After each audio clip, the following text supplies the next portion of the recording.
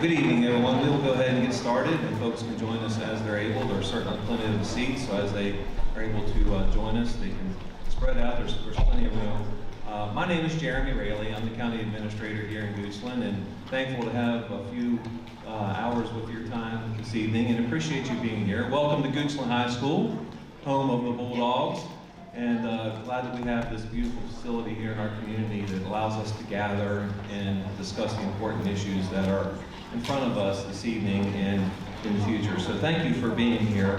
Just a few housekeeping items so that we are all on the same page. And so exits, we have emergency exits to the back. We have emergency exits as well in the back on the left and the right, as well as emergency exits here.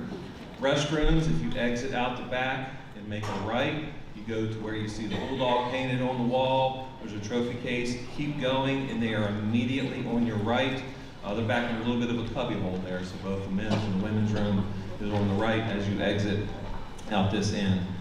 Should we have a fire drill or any sort of need to evacuate this evening, our primary muster area will be in the front parking lot, and then the secondary muster area would be in the back parking lot if we're not able to use that for communication or any sort of crisis purposes. So I wanted to share that with you before we get started. It's my pleasure to be with you this evening. I do want to take a moment to thank our staff. We have several staff members who are here tonight supporting this endeavor. They're located outside in the hallway. We also had a few folks over at the County Administration Building, so thankful that they were here to direct everybody and understand where we're going to be this evening. In addition to myself, Sarah Worley, who is our Deputy County Administrator for Economic and Community Development, will be here sharing some slides and some information with me this evening. And we have individuals from our planning staff, our zoning staff, and our community development staff. So grateful for their participation in the process. We do have some elected officials who are with us this evening. We do have Mr. Neil Spoonpower, who represents District 2 on the Goochland County Board of Supervisors.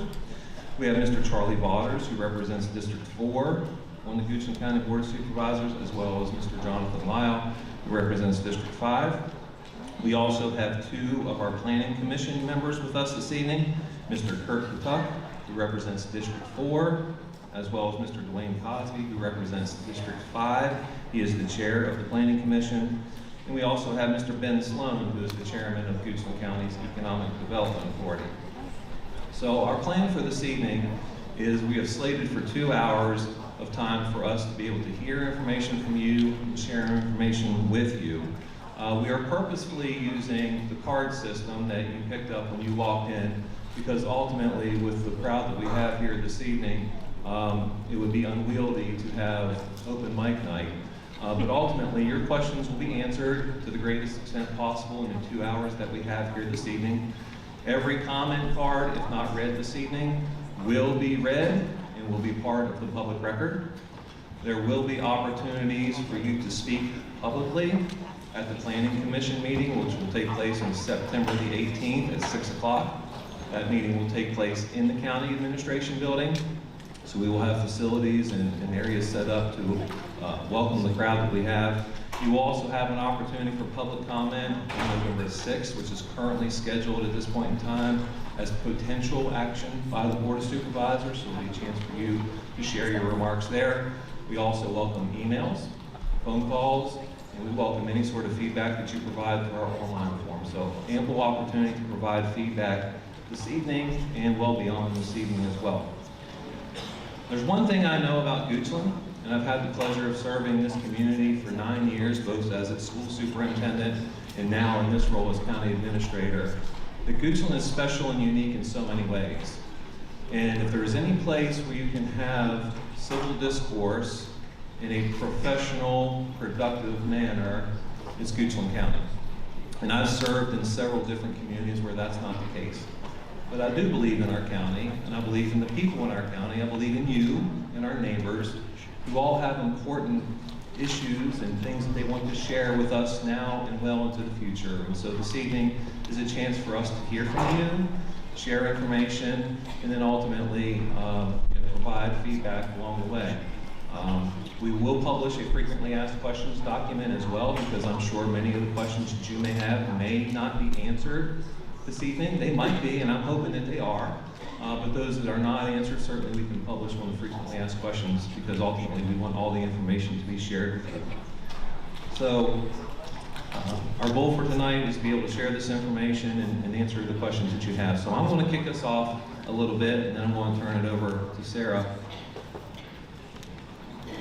So our goals for this evening, number one, is to provide some background information on what the Technology Overlay District is, what it is not, what the Technology Zone is, and what it is not.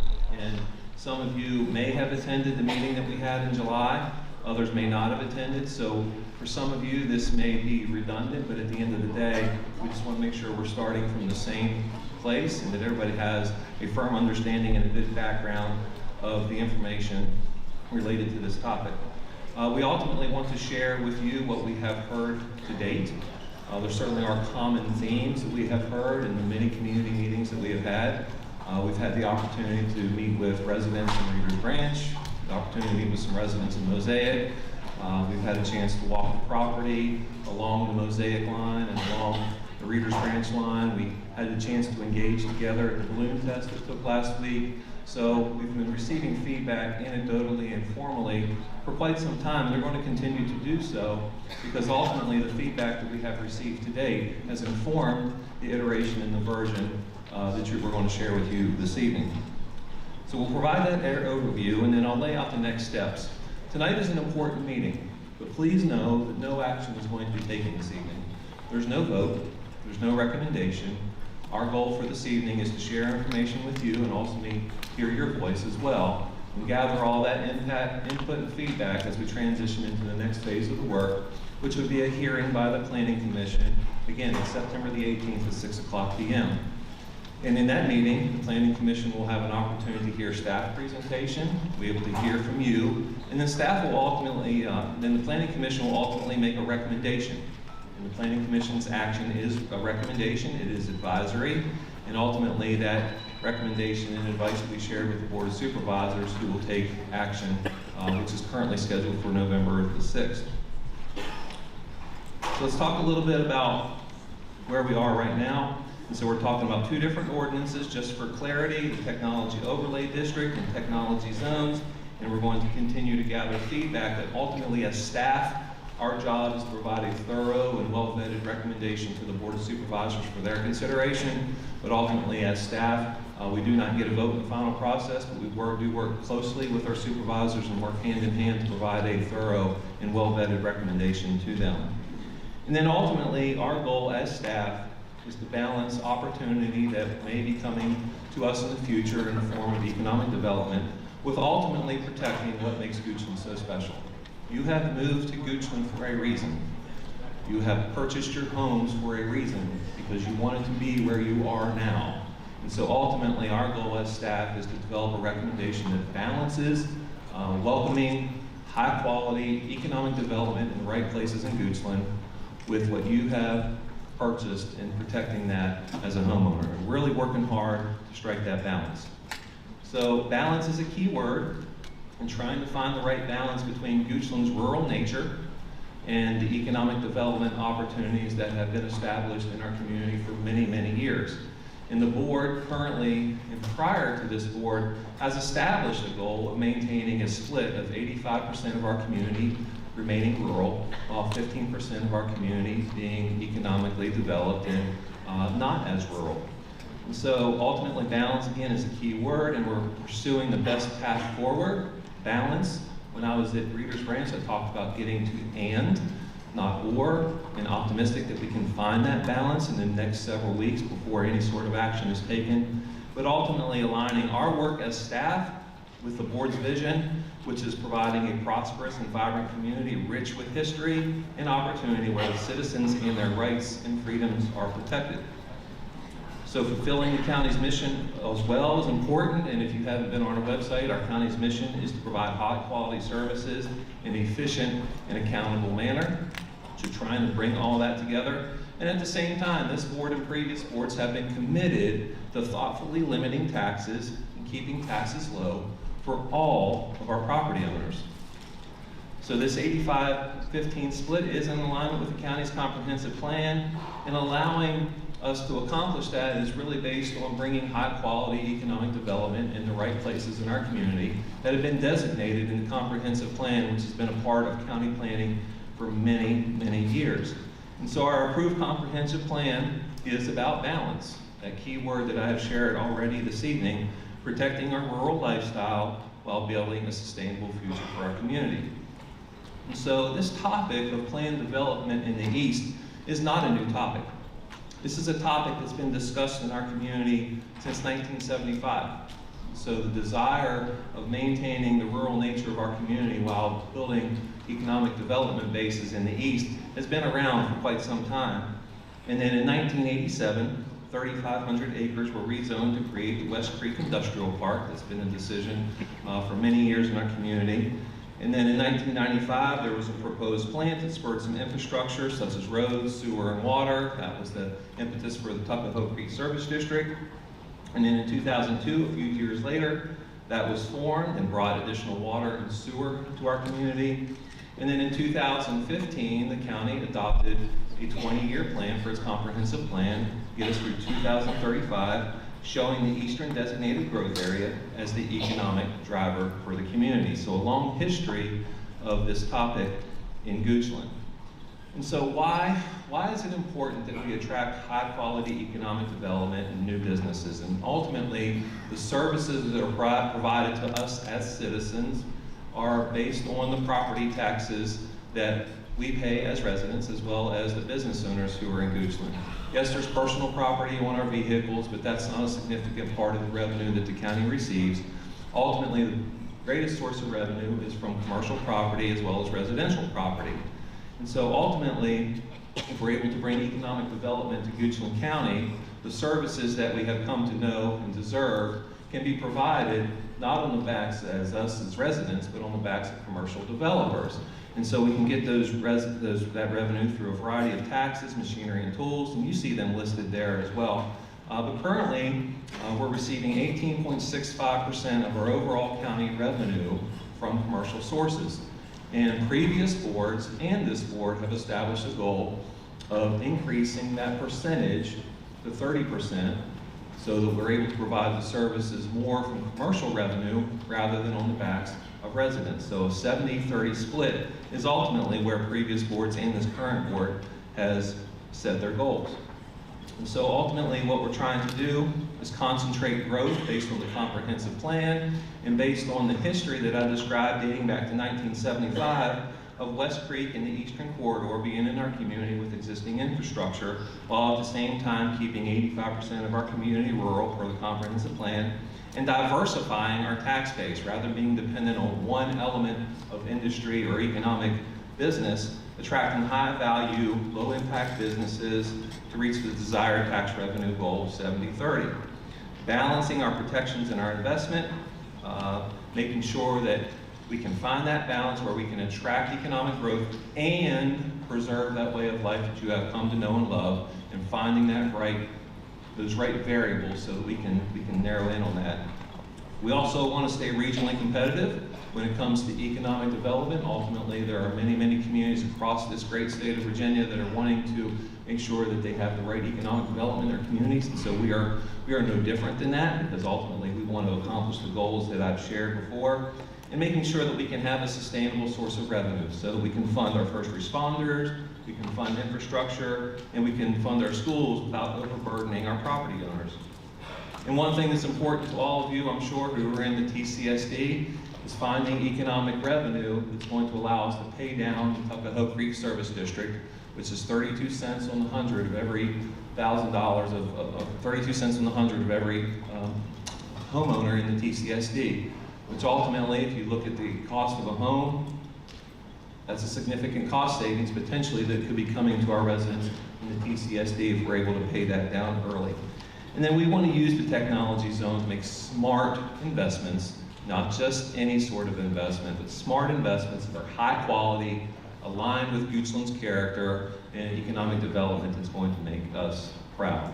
So attracting that investment while at the same time protecting our neighborhoods. The technology overlay district standards lead to stronger protections, buffers, setbacks, noise limits, and design controls that without the technology overlay district would be available on certain parcels of property by right. So the technology overlay district, if adopted and if property owners choose to be a part of the TOD, does add additional controls and supports for nearby residential neighborhoods. Balance, again, keeping the key word, being regionally competitive while safeguarding the quality of life. And I believe as county administrator that we can in fact do both. I do believe we can find that balance. I believe we can find and provide economic development in the right places with high quality in the zones that have been determined since the 70s, while at the same time ensuring that we have a quality of life that we're all proud of. So, if you have not already done so, please fill out the comment card. We'll collect those and we'll get to those questions as we go throughout the course of the evening. So we are listening. Tonight is an opportunity to share your voice, but again, it's not the only opportunity. There will be more chances beyond this evening to share your perspective, and we are listening to what you have shared since July. What you will see this evening when Sarah provides her presentation is a reflection of the feedback that we have received today. And so there may be opportunities to revise this between now and any sort of board action. And together, we make a stronger recommendation based on your feedback. The work we do as staff with you will make any sort of recommendation to the board even stronger. We have received over 100 comments, and I bet by the time this evening is over, that will be nearly 500 comments, I'm sure, but you have been engaged. And thank you for that. Thank you for being here. Thank you for being a part of this work, because at the end of the day, this is our community together. And as one Goochland, we want to make sure we're making great decisions, not only for the residents of Districts 4 and 5, but for all of our community's residents. And we will make strong decisions for all of Goochland. Some of the themes that we have heard over time, and we have taken the comments to date, and we have categorized them. And these categories probably are not much of a surprise to you, but of all the comments that we have heard, nearly a quarter of those have been specifically related to noise. Next in line are comments related to buffers, setbacks, and height. We've heard comments about preserving the rural character of Goochland, as well as concerns related to infrastructure and utilities.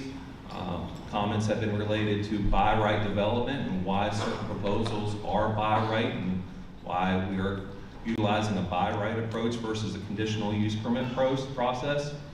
The scale and the location of any sort of development has been a theme, as well as some comments that we have received related to transparency and public input. So there are the major buckets, and my guess is there may be some more buckets of work that we will hear about this evening, but to date, there are the themes that we have heard. So Sarah's going to dive into some of the details, but here are some of the things on the left-hand side of the screen that were part of the initial proposal, and we have segmented these thoughts into setbacks and buffers, height, noise, energy use, by right development, scale and location, just like those big buckets I shared with you in the bar graph. And you can see on the right-hand side the revisions that have been made since the last time this plan was discussed publicly in July. And so we're going to dive into some of those details this evening. So ultimately, we are here with you to pursue the best path forward, in a path where all of Goochland's residents, our businesses, and the entire county can benefit from the work that we're doing together as your county government. Sarah, over to you.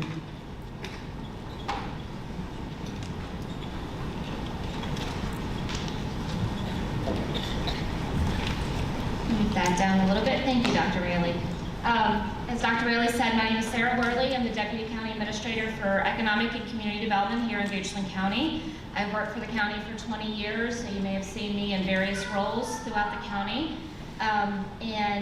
This evening, I am going to get into some details about the Technology Overlay District and the Technology Zones. Some of you might have already heard some of this if you were at the July meeting, or if you've been on our website. You might have already seen some of this, but I'm going to go through it for those folks who might be new to this. So you all might be wondering, what is a Technology Overlay District, or we were referring to it as TOD? It is a regulatory overlay that supplements and overlays the underlying zoning. It permits targeted uses such as things like data centers and advanced manufacturing, but very important to note, those uses will be subject to development standards such as setbacks, buffers, and design criteria to ensure compatibility with adjacent properties and protect areas that are outside of the TOD. Now, there are some benefits to having a technology overlay district, and as Dr. Raley said, we all know that Goochland is a very special place, and we are trying to keep it special. These amendments will help us protect lands that are outside of the TOD by specifically directing investment to areas that can support and are planned for this type of growth.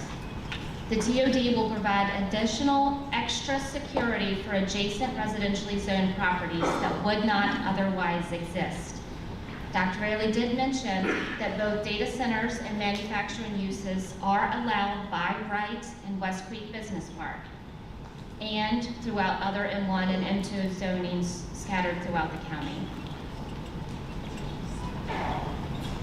So this is the map showing where the proposed technology overlay district will be going. The parcels in white are the proposed TOD. To the east, which is the right of the screen, is Henrico County, and the blue in the middle is Route 288. The red at the top is Interstate 64.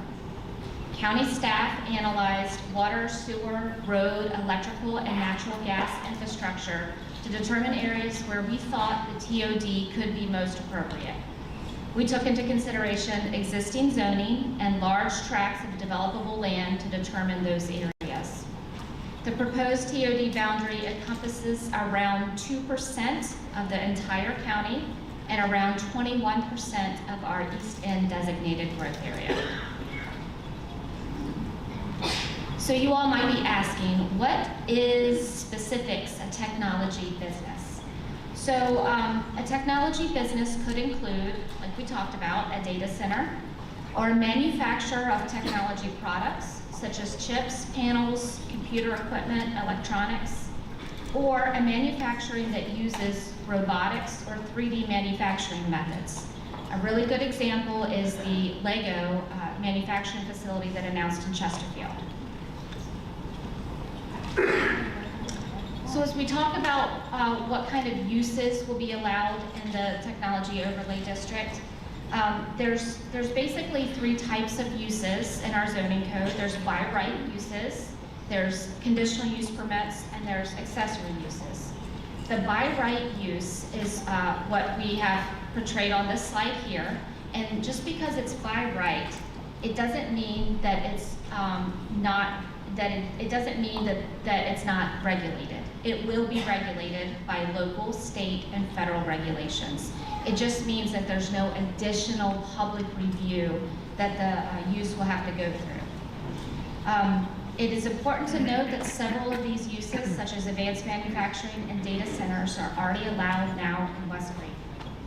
The uses that you see on the screen are strategically chosen because they are either high revenue producing users or they act as a support system to those high revenue producing users. I will bring to your attention that there are two by right uses that are a change from the July version. These uses are only allowed in very limited areas in the technology overlay district, and they are utility generating station and energy storage facility. So let's talk more about the utility generating station. We heard from many of you with concerns about energy usage. Goochland is being forward-thinking and wants to provide opportunities for future energy resiliency. We are limiting utility generating station to two areas, to two uses, one being a small modular reactor and one being a gas peaking plant. In addition, we're limiting the area where those uses can go.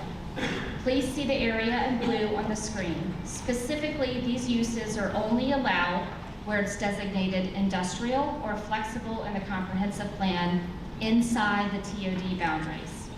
In addition, we layered on added protection that those uses must be 1,500 feet from a residential zoning and the county line. So to repeat, the utility generating station is only allowed in the northern portion of the technology overlay district in the area that's shaded in blue on the screen. This is an excerpt from the 2035 comprehensive plan showing the properties in the TOD boundaries that are designated for industrial or flexible. So you can see that the areas circled in red is the areas that we are showing as appropriate for those types of uses in our comprehensive plan. I go back to the screen.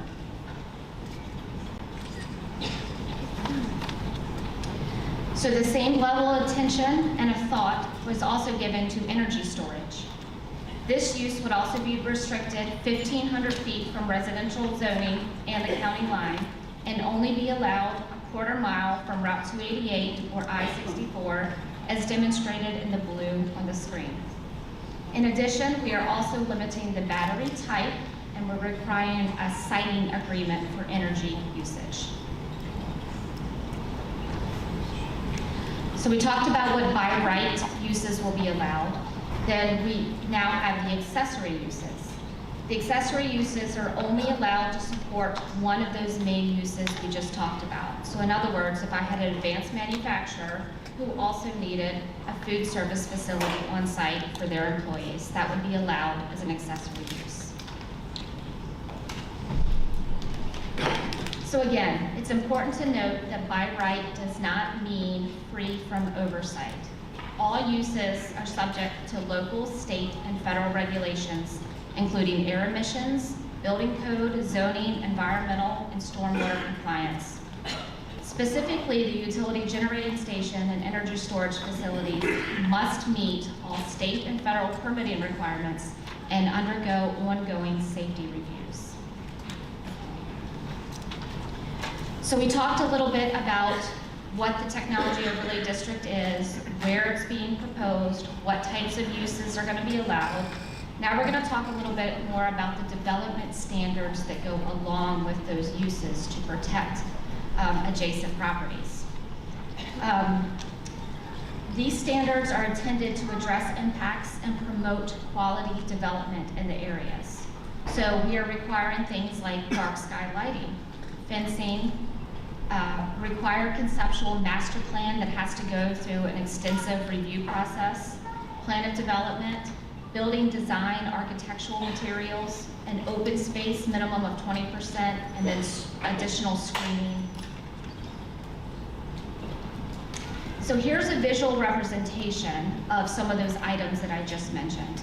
This is a 60-foot building, and this could be what it could look like using the TOD restrictions. So if you notice the variation in building height with those step backs and recesses to break up kind of the building mass to give it more of a traditional office type feeling. There's a requirement for fenestrations, which is also known as like faux windows. So you can have different window types. And you'll also notice that accessory equipment must be screened. So now we're going to get into a little bit more of what we heard coming out of the July community meeting. We heard a lot of concerns around noise.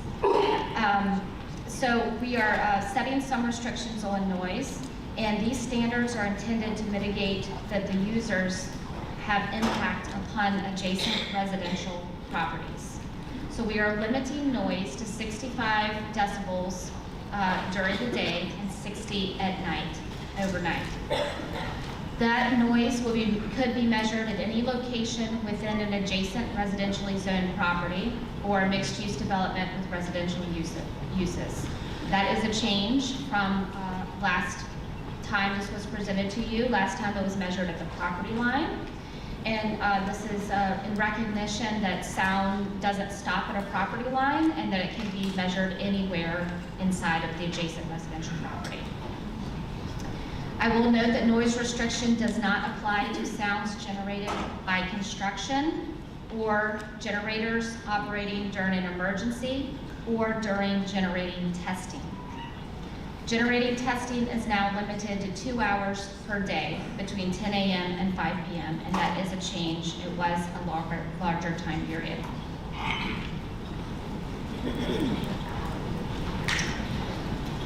So we had a lot of questions about how noise will be regulated, and so I'd like to kind of walk through what that could look like. We are going to require a noise sound study with the initial plan of development and conceptual master plan when it comes in. They have to go out and they have to do a noise study to establish what that base noise level is.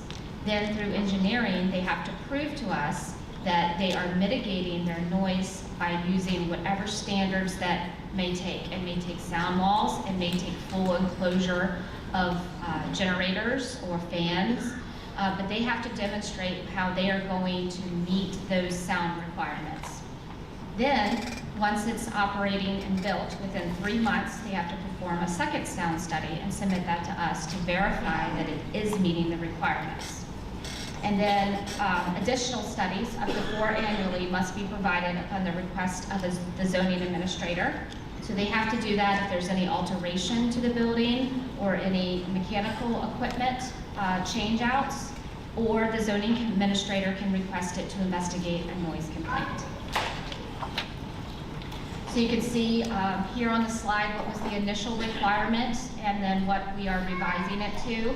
Specifically, we are limiting generator testing between 10 a.m. and 5, so only 2 hours per day, and only 2 hours per day. Previously, it was allowed anytime between 6 a.m. and 8 p.m. The zoning administrator can request noise studies up to 4 times. Previously, it was 3. I already mentioned that we are now can monitor at any point within the property. And we also clarified that noise must be prepared by a third-party qualified professional.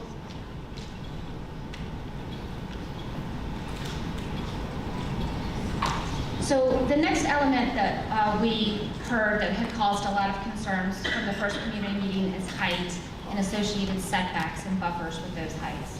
So an evaluation of some typical users, we found that they may need heights in higher than the base ordinance allows of 60 and 80 feet. We are now proposing to allow increased height limit, but we want to make sure we're mitigating the impact on the nearby properties. So we are now recommending an increased height setback for increased height. In addition, we recognize that data centers have been the main concern, so we're adding in an increased setback for data centers specifically, an increased setback and an increased buffer for data centers specifically. Now, there is going to be proposed a 250 vegetative buffer with a 300-foot setback for all data centers located next to residential. In addition, if a use wants to go higher than 60, there is an increased setback up to 600 feet. It is important to note that since data center and advanced manufacturing is allowed by right in West Creek, they have the option to build under these TOD standards as outlined, or build under their by right standards. So here's an example that we showed earlier, but we can point out the buffers and setback requirements. So on this specific screen, there's a 100-foot buffer along from a collector road, which would be, for an example, Hockett Road. There's a 35-foot buffer in between commercial or industrial zone property. And then adjacent to residential zoning, there could be anywhere between a 200 to 300-foot setback and a 200 to 250-foot buffer. So again, those changes that were made from the initial requirement in July, we were just requiring a 200-foot buffer for all uses. And so now, again, a 300-foot setback. Lights?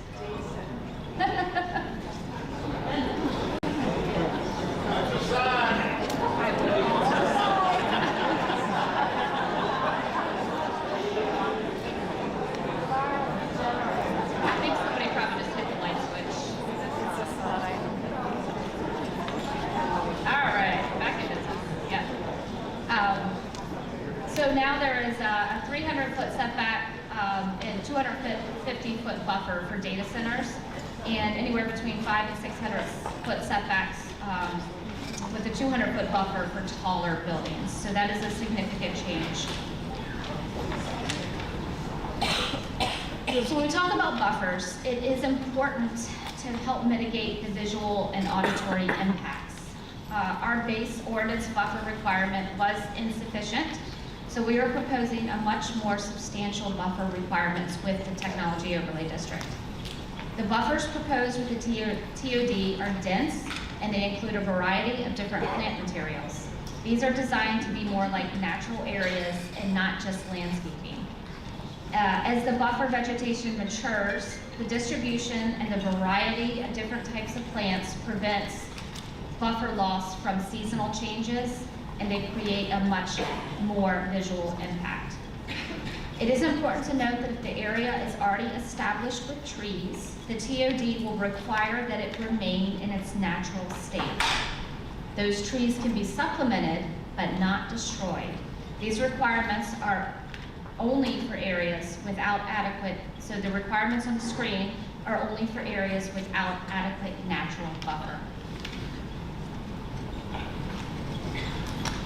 So now I'm going to go through a series of diagrams to show you different visual representations.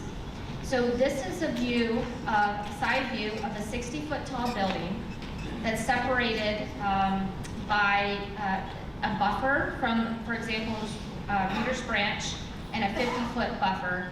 This is what can be existing by right now. So this is what can be developed by right under existing zoning at the moment.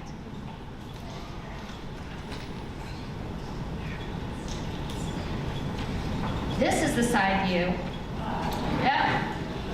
Have somebody just hit that light back there? Yeah. Thank you.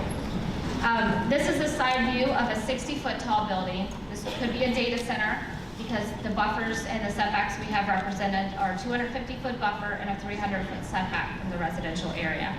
So if I go back, that's what's existing now. This is what is available. I think maybe we should stand next to the light.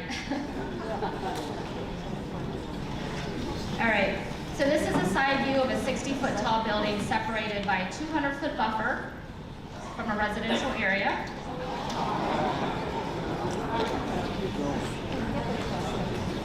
This is a side view of an 80-foot tall building separated by a 200-foot buffer and a 500-foot setback from a residential area. And then this is the side view of a 120-foot tall building separated by 200 feet and a 600-foot setback from a residential area.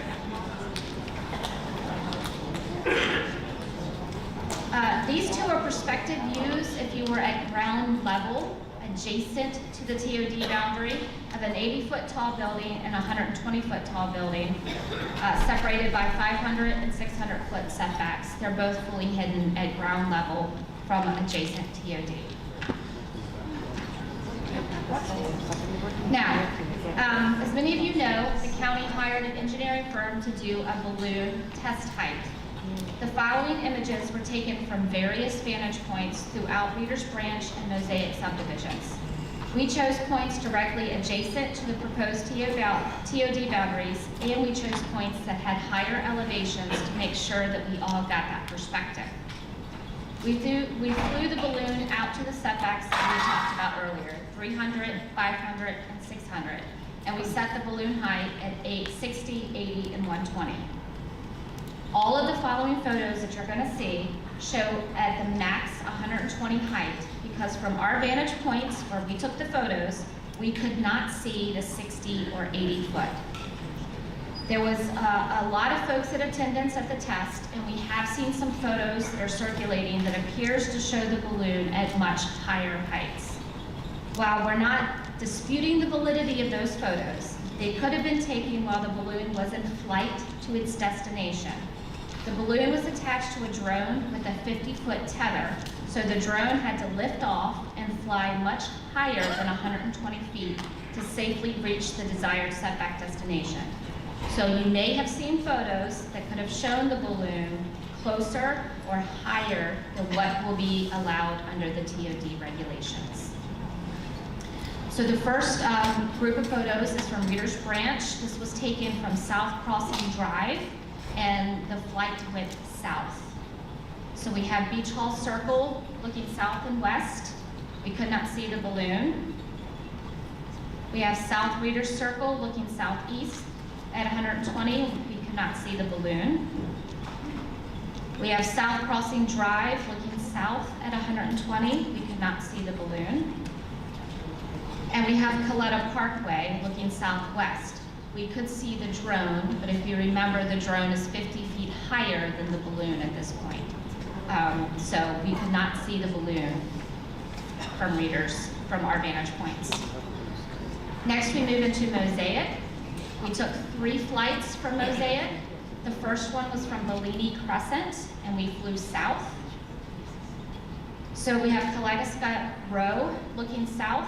We could not see the balloon. Talavera Terrace looking south. We could not see the balloon. Cerulean Place looking southeast. We could not see the balloon. Bellini Crescent looking south. We could not see the balloon. Bisque Terrace looking northwest. We could see the balloon at 120 feet. So I'll pause here so you can kind of see what that looked like. So our second flight is from Mosaic. We flew from Bisque Terrace, northwest direction. So from Kaleidoscope, we could not see. From Talavera Terrace, looking southeast, we could not see it. From Cerulean Place, looking southeast, we could not see it. From Bisque Terrace, looking northwest, we could see it at 120 feet. Could not see it at 60 or 80, but it could be seen at 120. And Bellini Crescent, we could not see it. So the last flight we did was again from Bisque Terrace, but we went southeast on this one. Again, on Kaleidoscope Road, we could not see it. Talavera Terrace, we could not see. Cerulean Place, we could not see. Bisque Terrace, on this one, we could not see it. We flew and then went out, so we were standing at ground level, so it was fully hidden. And Bellini Crescent, we could not see it. She's right. Do it in January. Yeah, January. So right now, what I'd like to do is to go through some of the development standards and talk about the differences between those development standards and areas, whether they're in or outside planned development parks, known as West Creek. So the areas circled in red here are areas in the proposed TOD that are outside of West Creek. And they must meet all of the development standards as proposed. So they have to submit conceptual master plan, sign design package, noise, height, lighting, fencing, building design, screening of equipment, landscaping, buffers, setbacks, and that open space requirement.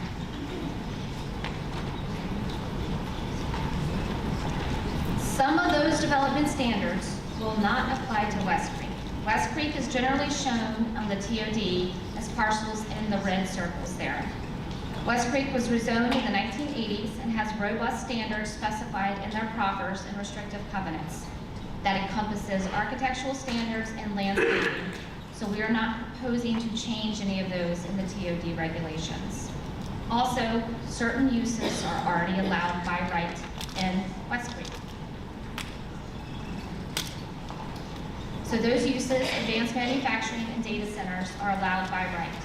So therefore, without any required public hearings, a manufacturing facility or a data facility, data center, can locate adjacent to residential with no noise restrictions and very limited buffers and setbacks.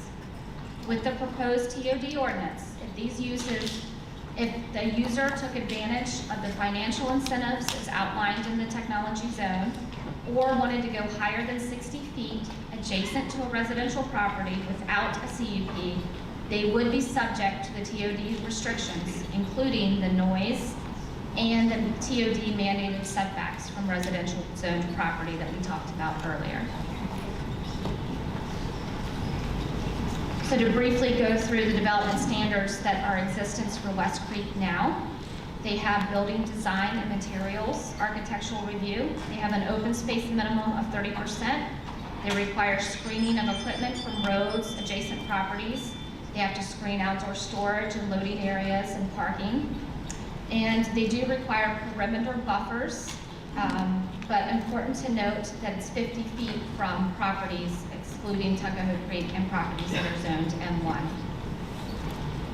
So again, I will show you that image that we talked about earlier. This is what could happen by right now.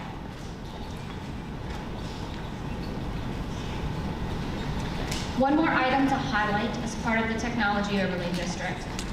As we considered adopting or proposing the technology overlay concept, we thought it was important to lay the groundwork for the planning area and that it should reside within our comprehensive plan. Therefore, we're proposing an amendment to the 2035 comprehensive plan to establish this technology overlay district as a category under land planning areas. This will be part of the public hearing that you will hear before the Planning Commission and the Board of Supervisors. So this is just a reminder, make sure you filled out that community input card. I'm gonna get into the technology zone information here next. So wanted to make sure everybody had their comments in. So moving into kind of the second part of this presentation on technology zones. You may recall from the beginning, Dr. Raley mentioned that staff was recommending 2 amendments to the Goochland County Code. The second amendment is complementary and pertains to incentives for technology companies.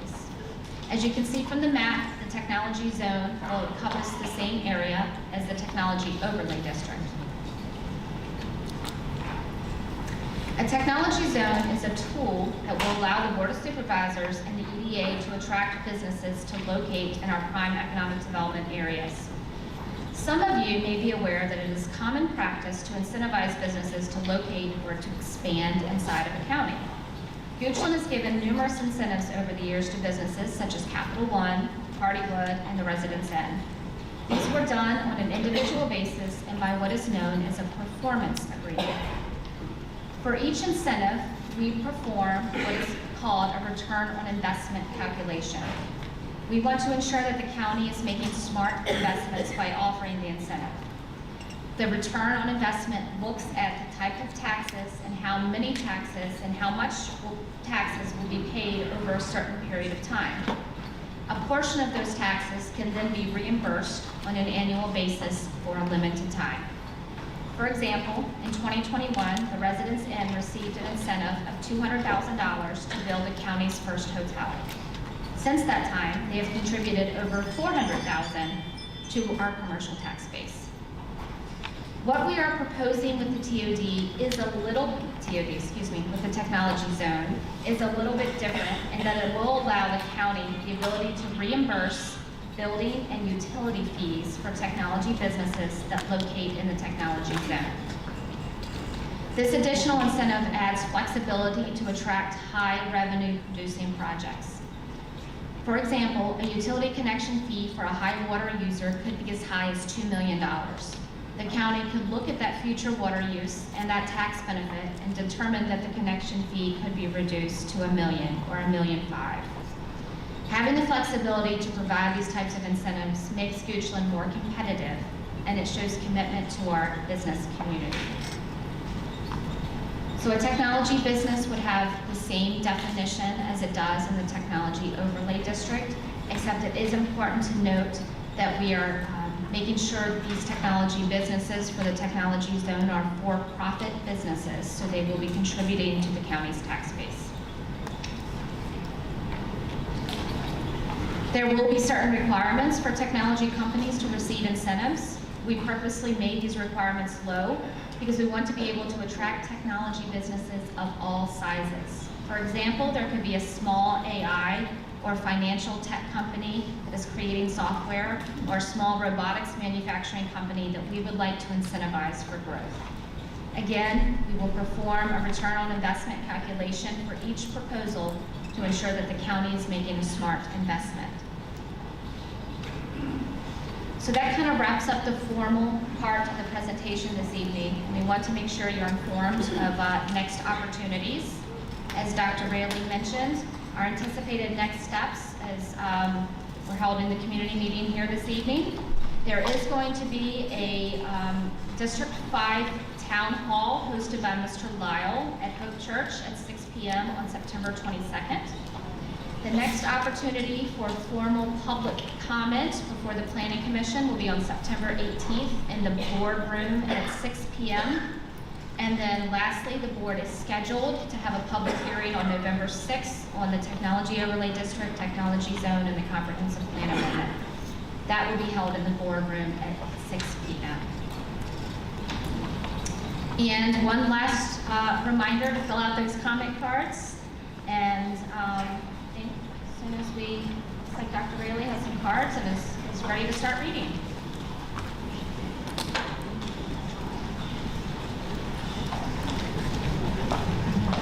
Well, I think a key word for the next steps, or this is a process, and this is one step along the way. No decisions are going to be made this evening. No decisions are going to be made in September, and ultimately no decisions are made until there's a motion and a second and a vote at a public board of supervisors meeting. So, tonight is a chance for us again provide information to you, answer your questions, and then ultimately there's an opportunity to make revisions to ultimately make this stronger. So again, proposal being the key word at this point in time.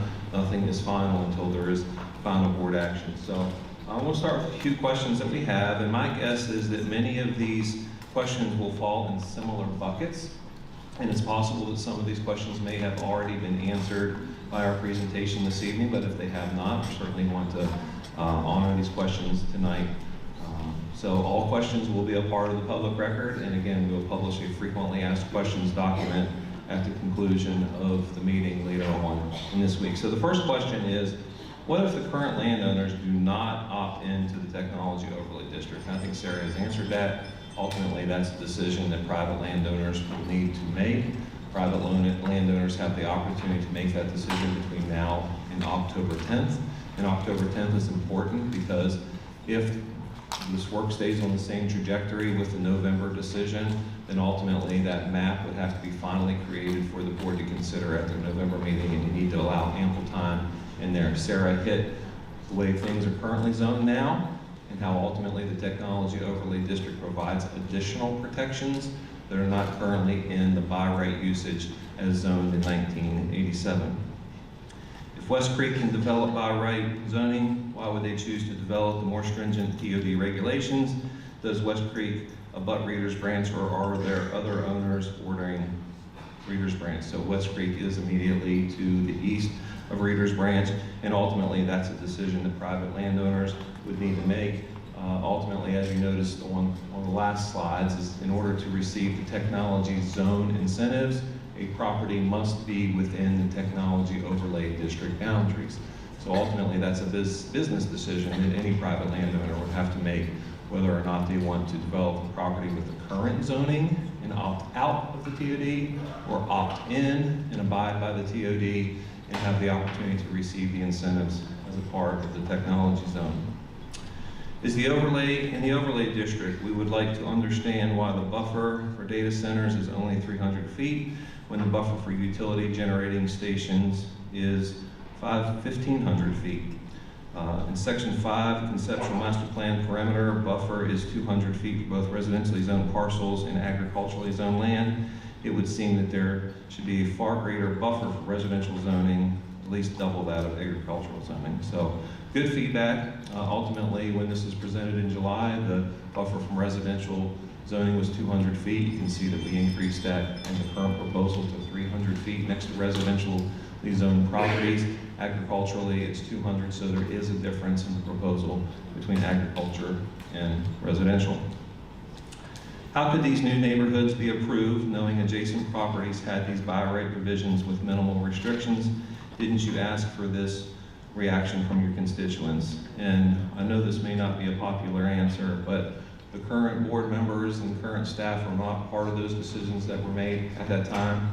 I know that doesn't help now. I know that. but ultimately those decisions were made to approve Reader's Branch and approve Mosaic in a time when many of us were not in this room.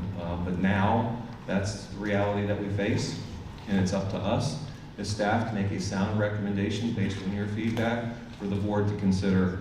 That's the reality that we face now, and that's the challenge that we willfully accept and will do in the coming weeks. Can Goochland County change zoning to only allow 40 decibels at the residential property line? Can zoning be changed to no by rights?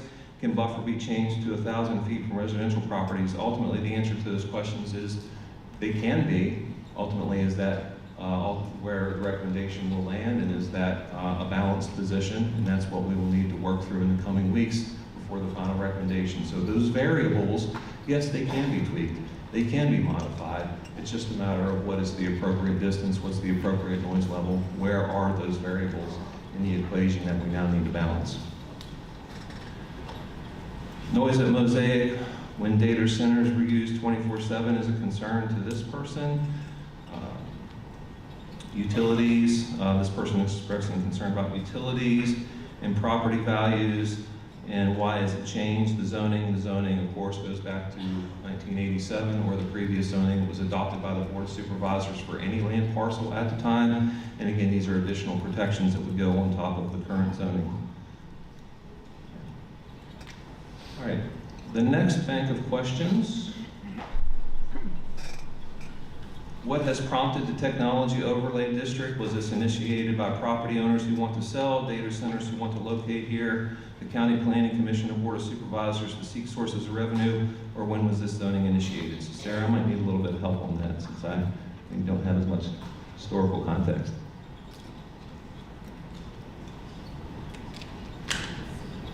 Can get this, there you go.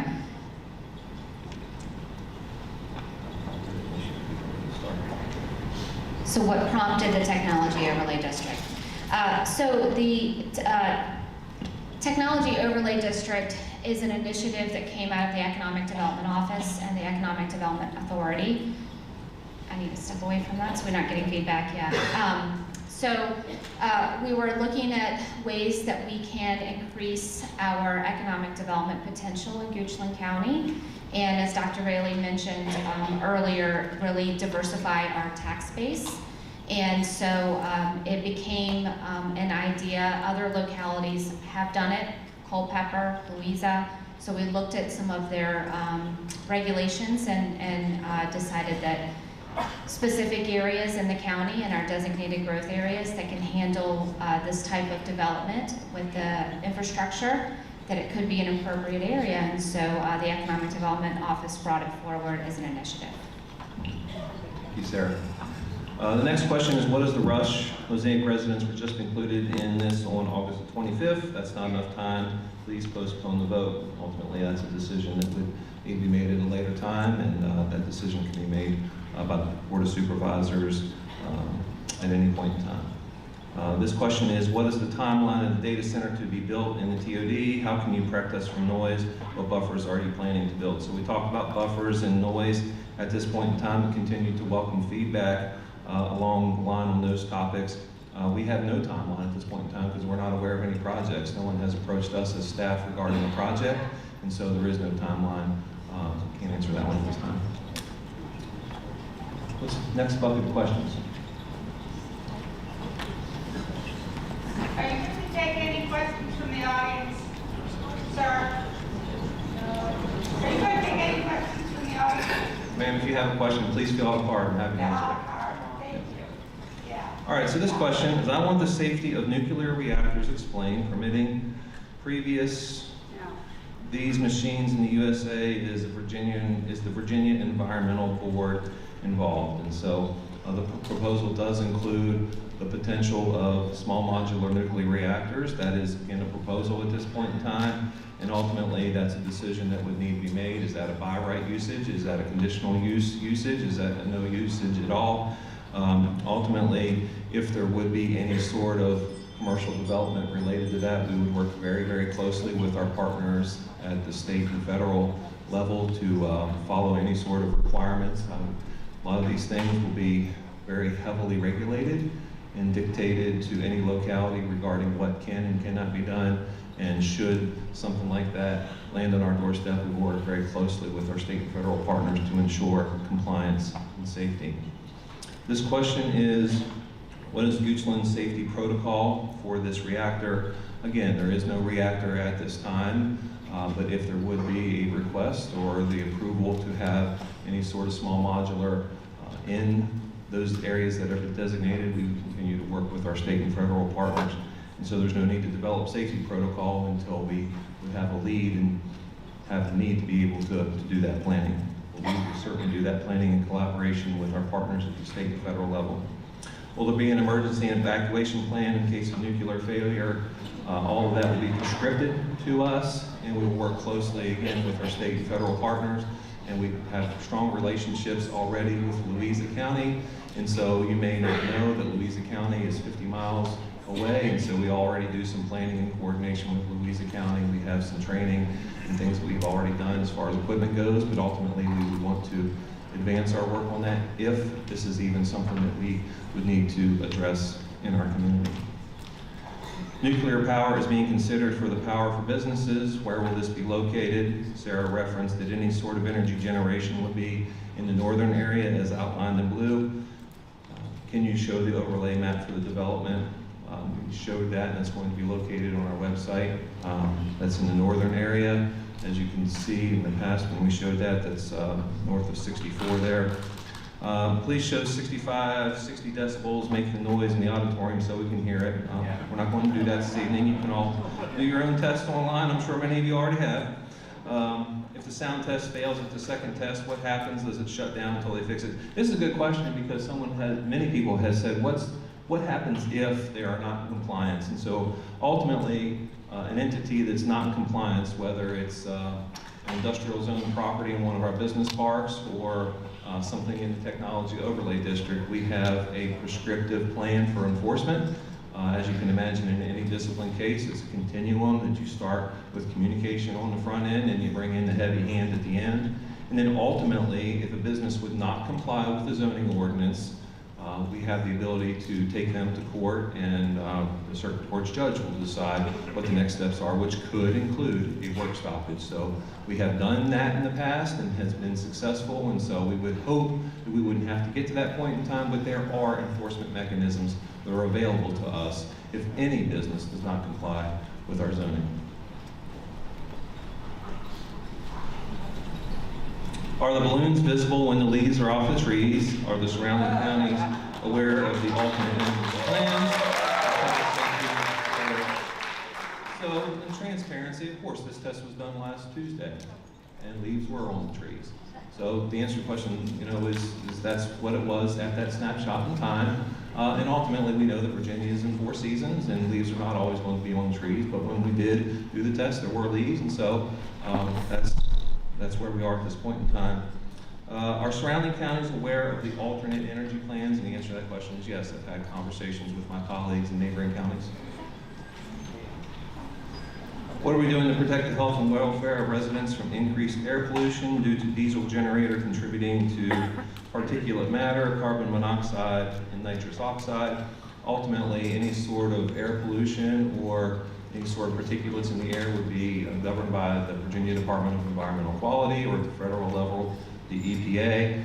And so there's a lot of discussion now about alternatives to diesel generators. I was in a situation earlier last week, actually, where there is natural gas that's being used to power certain facilities. And so natural gas would be a cleaner fuel than diesel fuel. So ultimately, whether it's natural gas or diesel or any other sort of source, it would be governed by the state and federal officials from a pollution standpoint.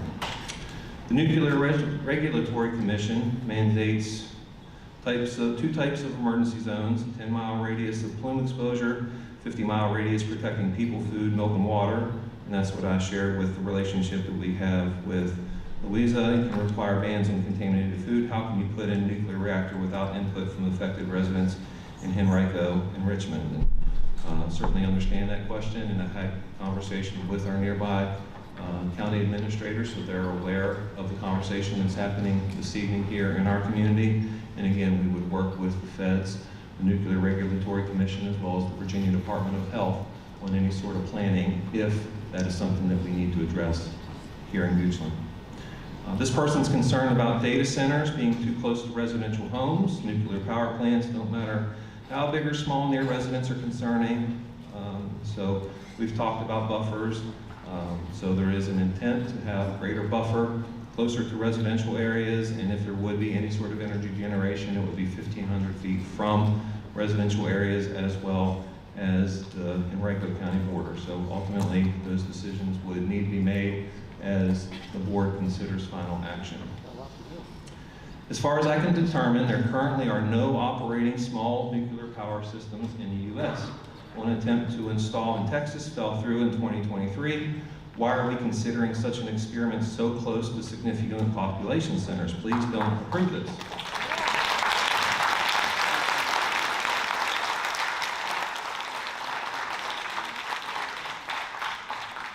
There is also a question about siting a small modular nuclear reactor near the James River. Will zoning prevent location in a possible floodplain area? Yes. It is clear from Fukushima that a flood can override all sorts of reactor safety devices.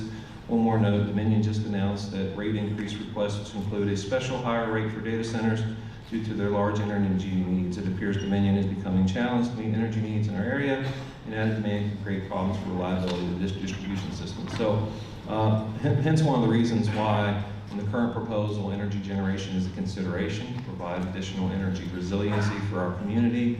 But ultimately, at the end of the day, that's a decision that will be made at the board level. Are we going to allow energy generation by right? Is it a conditional use permit?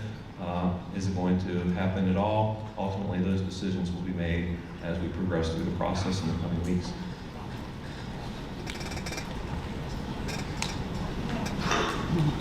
Why would Goochland want to implement by right when other counties in the region have dialed back on this approach?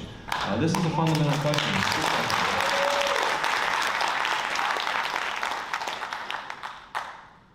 Yeah, so that's a philosophical approach, and ultimately, you know, we're going to have to decide, the board will have to decide our approach here in Goochland. There are positives and negatives of each approach. The positive associated with by right usage is ultimately it would make our community more attractive for someone who is considering locating to a community who would have by right usage.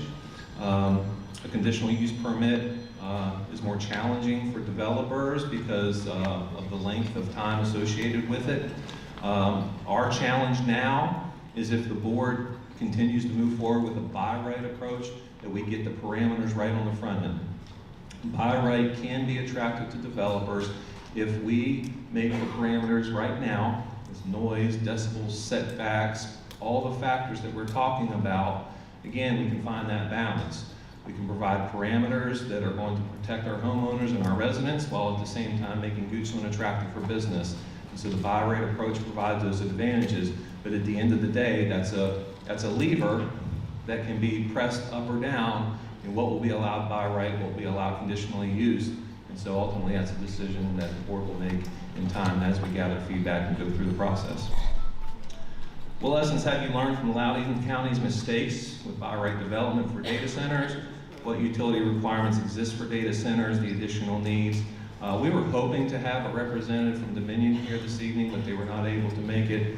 Our hope is that in future meetings, either the Planning Commission or the board will have representatives from Dominion here who can provide some additional support for these questions, because ultimately utility generation is their responsibility, and private entities will have to determine whether or not Dominion can meet their needs. Ultimately, we as a county don't have any sort of responsibility in that. That's a relationship between a private provider and the utility, but we're hoping that we can have them present in a future setting. And ultimately, we do want to learn our lessons from other communities, and that's why we're taking the moment to hear your questions. We're deliberate. We postponed the Planning Commission from August to September because we want to gain additional feedback, and we want to continue to do that. So we want to do this right for Goochland, which is not the Henrico County way or the Loudoun County way. It's going to be the way that's going to be best for all of us. Why can't Goochland adopt the same changes Loudoun County and Henrico counties did by right? So ultimately, that's a decision that will need to be made in time. Would you consider consulting with other counties that have decided against by right development. What is the timing for the first FID? Not exactly sure what that is, but ultimately, when it comes to data centers, again, we don't have any projects at this point in time, so we would have to wait and see if there was a project, and we'd have to work with that vendor if in fact there is a project. In light of the fact that Loudoun and Henrico counties have changed from by right, why does Goochland persist in this type of development? We would rather pay higher taxes and have conditional use permits.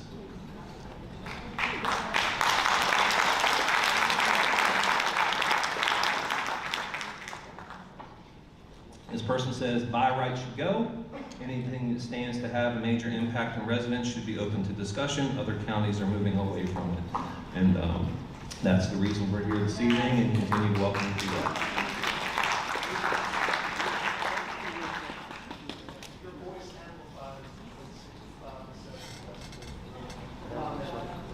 Thank you. Need to understand the by right concept and how that currently impacts all sections of Mosaic. I believe we addressed that through the presentation. There is property that is next to Mosaic that is not currently zoned like the West Creek property. It is agriculturally zoned currently. So the by right element does not apply to property that is bordering Mosaic. So that's a little bit different ballgame there. So is there anything you want to expand upon when it comes to that one? I will also point out there's frequently asked questions, a document on the website where we actually lay out very specifically, I live in Reader's Branch, what are my protections? I live in Mosaic, what are my protections? So please go in and check that out. If you still have questions after reading that document, please submit on the form or send us an email or give us a call, and we can pull up your property individually and walk through what your protections could look like. Thank you, Sarah. The by right code was enacted years ago when data centers were small buildings. Does the county still believe the character of data centers is now irrelevant and by right should be available? And again, that's where we are working to strike the balance between economic development while protecting residents and the quality of life that all of you have come to know and love, and we're trying to strike that balance and find the right variables that will allow us to make that right recommendation to the board.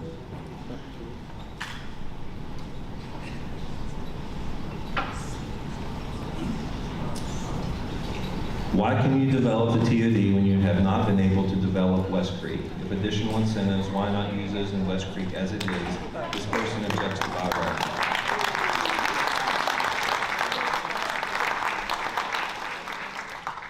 Yes, ultimately, the county does not develop private property. That's a relationship between private landowners and any sort of business that would want to relocate on any sort of private property. This is an opportunity to incentivize the use of that property, but ultimately that's a decision made between the private entity and would be market driven. Is Richmond Country Club considered residential? Without some rules, you would ruin the environment and potentially risk losing a 75-year business community. I can't answer that, so I'm going to reach out to my teammates. Do we know if Richmond Country Club is considered residential? Richmond Country Club is zoned to agriculture, so you would look at the agricultural zoning protections in the proposed technology overlay district. I may need some help on this one too, Sarah. The map shown indicates the TOD/TZ passes over Country Club Lane north of Richmond Country Club. How is this possible since it's private land?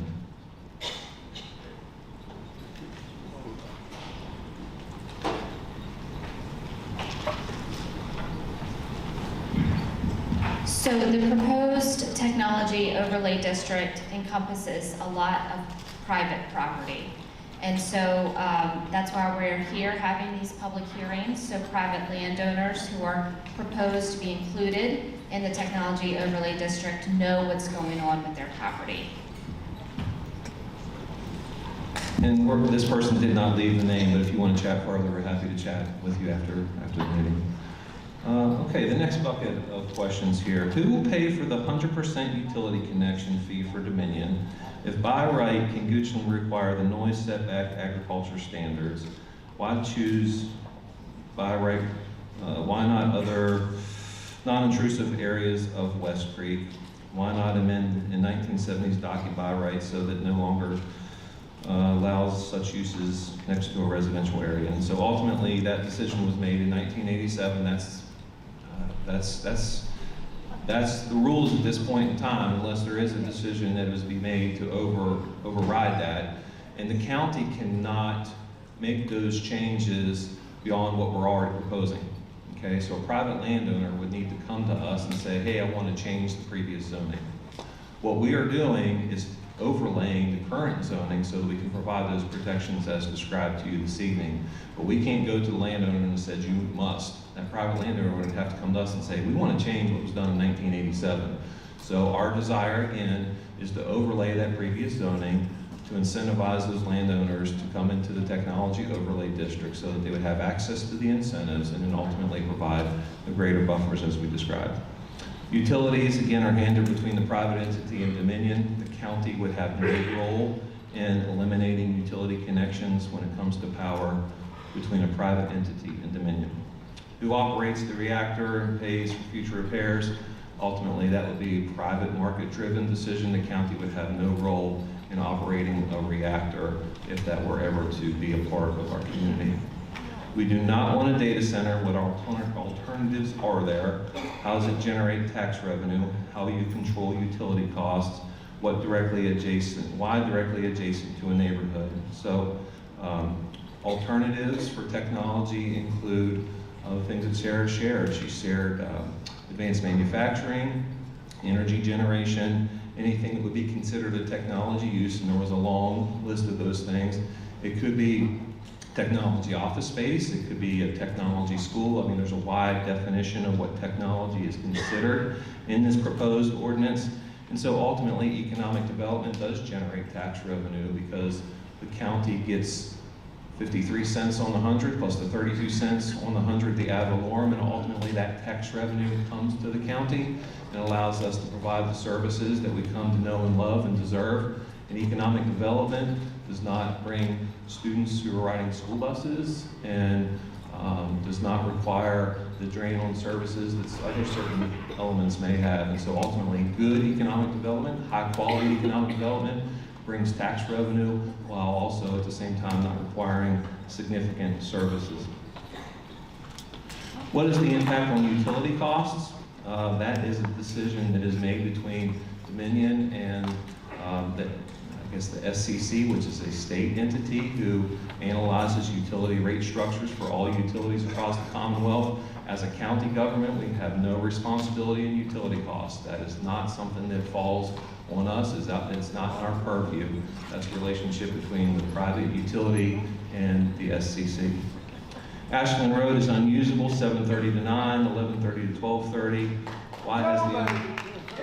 Why has the infrastructure lagged so far behind construction? And so there's a tremendous amount of work that is being taken to accelerate that work.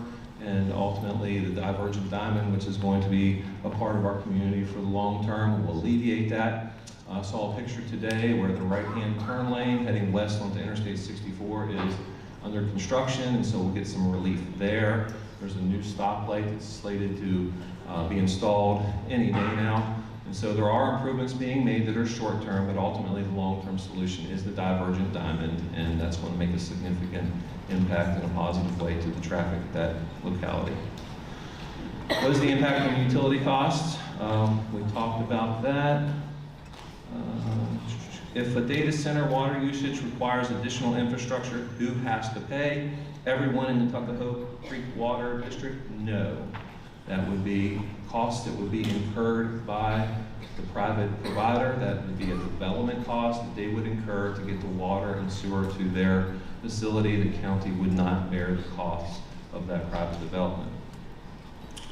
The road expansion on Ashland stops with Amazon. What will to be done about the traffic from the other warehouses and future development? What is the estimated reduction of property value for Parkside Village? Will the increased industrial tax base lower residential taxes?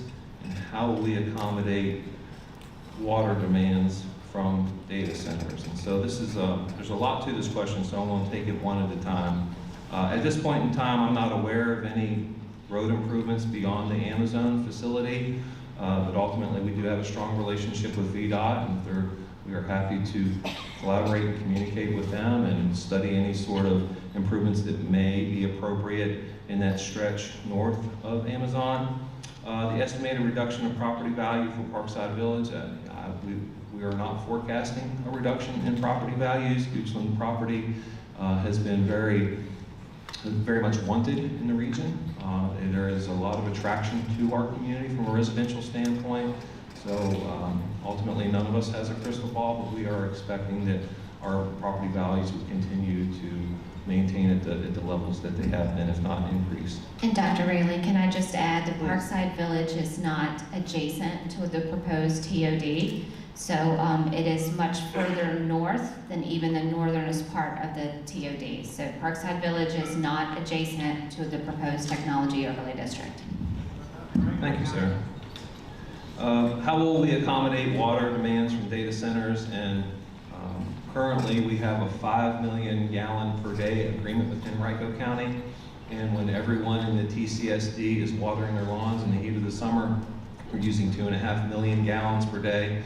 So there is plenty of capacity in the current agreement that we have in Henrico County, and there are opportunities for us to expand that relationship up to as much as 25 million gallons per day. Ultimately, that's a contractual relationship. We feel that we have plenty of capacity now and have the potential to gain additional capacity through that agreement that we have with Henrico. Who's going to present these TODs, tech zones? Who's going to prevent them from becoming similar to the homes and the mess that's on Ashland Road? What planned infrastructure will support new development? And ultimately, we will work very closely with the private landowner. And what we have found is that road improvements in our community happen when private development takes place. It's a significant challenge for the county to fund road improvements, and VDOT is more reactive than proactive based on their current model. We do have a strong relationship with VDOT, but most recently we have found that road improvements in our community are coming with the investment of private development. So ultimately we would expect the same in this case. What is the enforcement mechanism for noise violations? Who will develop, own, and operate power generation and battery storage? We talked about the enforcement mechanism. That would be a zoning enforcement, as we discussed. Who will develop and own power generation and battery storage? That would be a private entity. That would be market driven. The county would have no role in that other than setting the parameters on the front end that create the conditions for that investment to take place. Who, what, and where in the new TOD are prospective tech companies looking to develop first? I'm not aware of any leads that we have at this point in time, but our community is attractive to economic development, with an airport that's 30 miles to the east and an inland port that is, another hour down the road, and access to 288 and Interstate 64, and plus the community that we have come to know and love. We have a strong community, and so people want to live here. People want to be here. So our community is attractive, not only for folks who want to live here as residents, but for folks who want to start a business in our community. All right, I think I've answered those questions. Can West Creek support the massive water and infrastructure needs that are required by data centers? We've talked about that, and not impact the adjacent homeowners. Ultimately, we do not want to negatively impact any existing services that we have. Ultimately, we want to have service enhancements, and so we do not expect that any economic development would negatively impact water access. What will the water sources be for the massive requirements of the data centers? It would be through the Tuckahoe Creek Service District and that relationship that we have with Henrico for water service. How will the disposal of waste be addressed if SMRs are being considered? And so what I have come to understand with small modular reactors is, in fact, they are modular. They are intended to be brought in on trucks and placed on site, and when the fuel is spent, they are trucked out of the community. There is no disposal that takes place in the community. It all is done off-site, and hence the benefit of a modular approach there. Where's the water coming from to fuel the nuclear plant? And so at this point in time, any sort of energy generation would take place in areas where there's already existing infrastructure, where the Tuckahoe Creek Service District provides that water. Won't this raise electricity requirements, electricity prices? And as I had shared, that is a decision made between Dominion and SCC. Water is a huge issue for a nuclear plant. Where's the water coming from? Lake Anna is approved for 2 additional plants. Why not there? Ultimately, any sort of private entity would have to decide where they want to locate their business. And so that's a private market-driven decision. With all the recent water problems that the metro area has had, what is the possible impact on those systems? We also have wetlands behind us, which is adjacent to the TOD, and certainly honor and respect the challenges that we have all experienced related to the challenges in Richmond, but optimistic that that is behind us, and we will continue to manage that with our customers as we have needs in the future. We have hired a new Director of Public Utilities. I'm really proud of that hire, and she's going to lead these efforts for us, but we feel like we're in a strong position right now when it comes to that.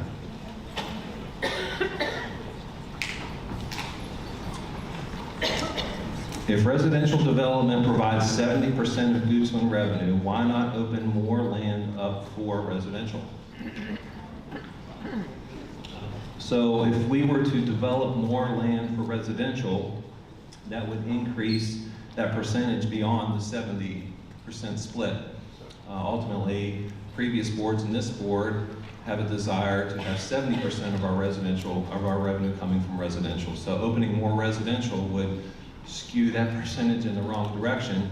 And with residential growth comes the need for services, and schools, and traffic, and other things that residential development brings. So there is more of a focus right now on economic commercial development rather than residential development. But ultimately, the board will consider any sort of application that they get for residential development, and they'll consider that on their merits should it come across their desk.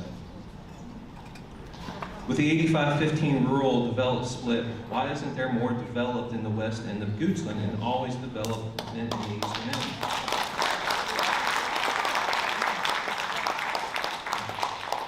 I think that, that all of these questions are good questions, and so I have heard that as I have talked with folks. And so going back to that slide we shared in 1975, there were decisions made that have continued since that time where the growth was going to take place on the east end and is in alignment with the comprehensive plan. One of the challenges of developing in the western part of our community is there's limits to water and sewer. And so as you can imagine, if you're going to invest a lot of money in your business, you want to have access to the infrastructure and resources. And so yes, wells and septics are available in the western part of our community, but access to municipal water and sewer is not, so that makes development there more of a challenge. West Creek Business Park was established in 1986, so why did the Board of Supervisors approve the construction of over 1,000 homes between Broad Street and Tuckahoe Creek? Now protect and support those residents.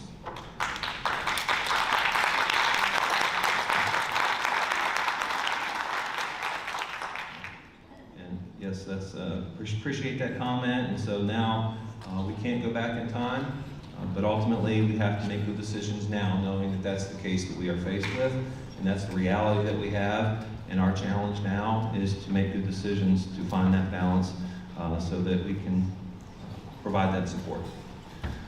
When West Creek has so many miles of land, why are you just putting it in a high residential area? Also, who is the engineer working on this, and why is it near so many elderly people? The county is not working on this, and we are not the engineers in this work. Ultimately, private landowner will decide where any sort of development on their land would go. And so if any of us were to own land, we would want to make that decision as well. The county doesn't decide that. That's between the private landowner and the market. We're trying to create those conditions now so that we can strike that balance and bring the economic development while at the same time taking care of our residents. Why should the nearby residents who are not in the TCSD suffer from the development you approve when they get none of the benefits of the test? TCSD only increased taxes. It was interesting, the board had a meeting Thursday, September 4th, where we as staff laid out the current debt service associated with the Tuckahoe Creek Service District. And so we talked about a plan for what could happen if we pay that TCSD debt off. And so right now, there's a plan to pay that TCSD off in approximately the 2030 fiscal year, which is not too far down the road. And we also showed as staff how much economic development would need to happen in order to pay that off sooner. And it's a couple of billions of dollars. But there is a tremendous benefit of paying off the TCSD. And so one of those most significant benefits is that folks who are in the TCSD would not have to pay 32 cents on the 100 of assessed value, which is a significant reduction in your overall tax bill if that's a decision that's made. And currently, the county has a cost-sharing agreement of 55%, where the county is contributing 55% of property tax revenue to pay off the TCSD debt. So, if the TCSD is paid off, that's a benefit to homeowners because your taxes are going to go down, and that's approximately $4 million in revenue that we are sending to the TCSD to pay off that debt. Those $4 million goes towards services, amenities, and supports for all of Goochland County's residents. So there's a significant benefit to paying that off to everybody involved. Have you wage or moral obligation to protect the value of Reader's Branch and Mosaic homeowners, allowing them to invest over $400 million in new assessed value in Goochland, allowing hopes in the TOD, invalidates all future commercial development by right? Have you visited Ashburn and Leesburg, Loudon and Prince William to see the crushing blow to quality of life? I have not had that visit, but appreciate that comment. It seems that you are targeting the west side of 288 versus the east side of 288. East doesn't have neighborhoods, I think. Why not target this side? The TOD does include both east side of 288 and west side of 288, is that correct? Since you are destroying our peaceful life and property values in Reader's Branch and Mosaic, will you exempt us from the Tuckahoe Creek tax charge? We'll talk about that. No data center within a half mile from a residential property should be a requirement. That's good feedback. No data centers west of 288. No energy storage or power distribution west of 288 and south of I-64. Cost and parcels adjacent to a residential need a minimum of 1,000-foot setback and 40-foot height maximum. No healthy trees will be removed in the first 100 feet. Right now it's 250 feet. No extension of Coletta Parkway south to allow easy access to West Creek TOD. No diesel and natural gas propane backup power generators within 1,000 feet of residential property, and no generator testing more often than 3 times a week. So, good feedback for us to consider. Have the private landowners behind RCC backing up to Mosaic expressed interest in selling to a tech or data center, and does it have anything to do with them not being able to access the highway or a way out? I haven't had any conversation with those private landowners about any sort of interest in a tech or data center. The additions to the technology overlay district were a request from private landowners, but I'm not sure what relationships they have, if any, with any sort of developer. Where is the Wyndham neighborhood in this plan? Are you aware of an earthquake near the Hunting Gun Club earlier this year? We'll need some help with that one. The Wyndham neighborhood is located in Henrico County, so it's not located in Goochland. It is northeast of the Goochland County border. It would not be adjacent to this technology overlay district.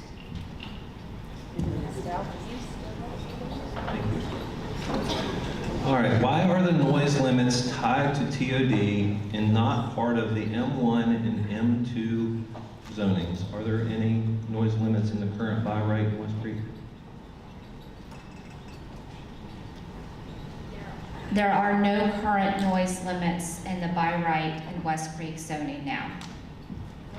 So again, the technology overlay district does have noise requirements that are not there, that part of the existing zone.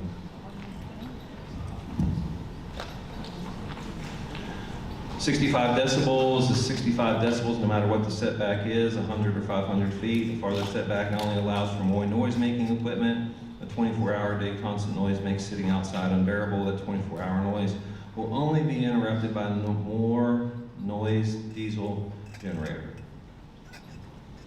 And as I showed in one of those graphs, that noise is certainly a factor that we have heard quite a bit about in this process.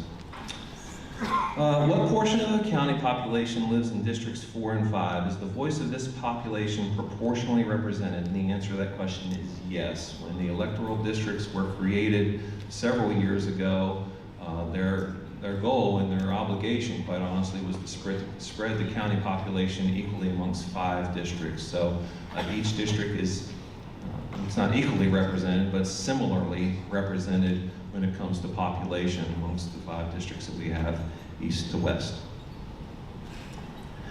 Please specify what areas by roads are being considered and near what residential developments. We did share the map.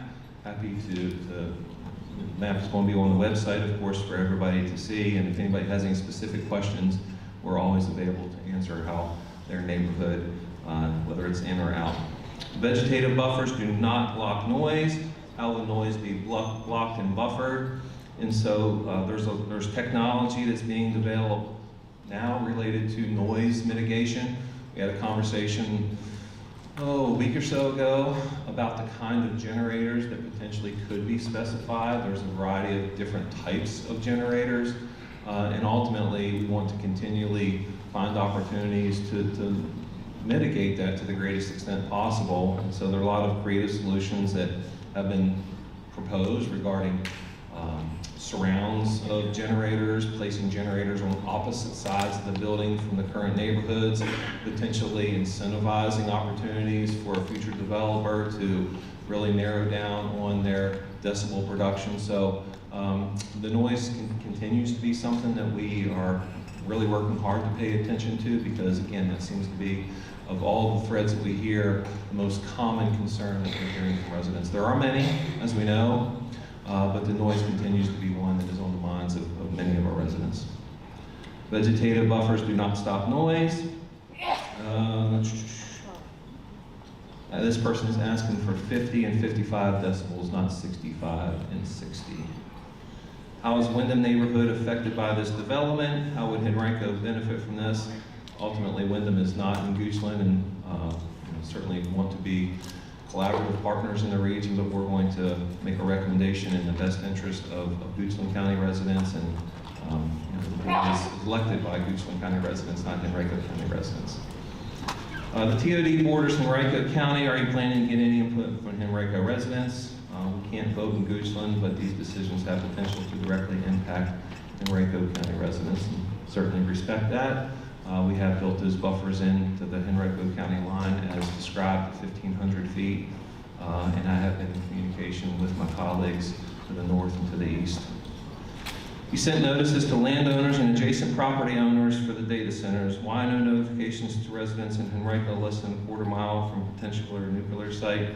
I would encourage anyone who has an interest in this topic to follow us on our social media feeds, as well as checking out our website. We want to provide continually notice there. So anybody in Henrico who's interested, please follow us on our Twitter and our Facebook and Instagram, as well as checking out our website so you are aware of the work that we're doing. The next conversation on this is September the 18th, and that'll be a public meeting at 6 o'clock.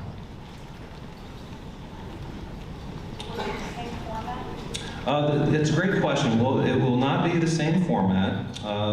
The format for the Planning Commission and the Board of Supervisors will be what's considered a public hearing. So I'll walk through what that will look like. You'll have staff give a presentation, maybe the same presentation or very similar to what you saw this evening. And then the Planning Commission will open it up for public hearing. which will provide residents an opportunity for 3 minutes to share their thoughts at the podium.